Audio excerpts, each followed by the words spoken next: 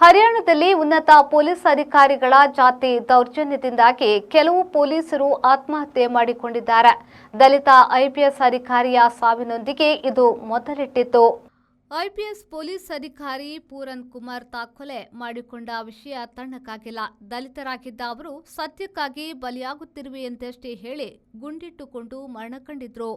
ಅದರ ತನಿಖೆಯ ವೇಳೆ ಮೇಲ್ಜಾತಿ ಪೊಲೀಸರ ಕಿರುಕುಳ ಕಂಡುಬಂದಿತ್ತು ಅಂತ ಮೂವರನ್ನ ಹರಿಯಾಣದ ಬಿಜೆಪಿ ಸರ್ಕಾರವು ಬೇರೆ ಕಡೆಗೆ ವರ್ಗ ಮಾಡಿದೆ.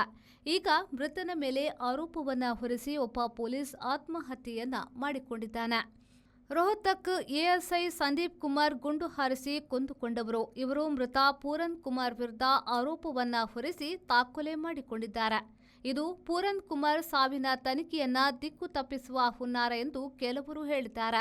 ಪೂರನ್ ಸಾವಿನ ವಿಚಾರಣೆಯಲ್ಲಿ ಅವರಿಗಿಂತ ಕೆಳದರ್ಜೆಯ ಪೊಲೀಸ್ ಅಧಿಕಾರಿಯ ತನಿಖೆ ಯಾಕೆ ನಡೆಯುತ್ತೋ ಗೊತ್ತಿಲ್ಲ. ಒಟ್ಟಾರೆ ಪ್ರಕರಣವು ಮತ್ತಷ್ಟು ಗೋಚಲುಗೊಂಡಿದೆ.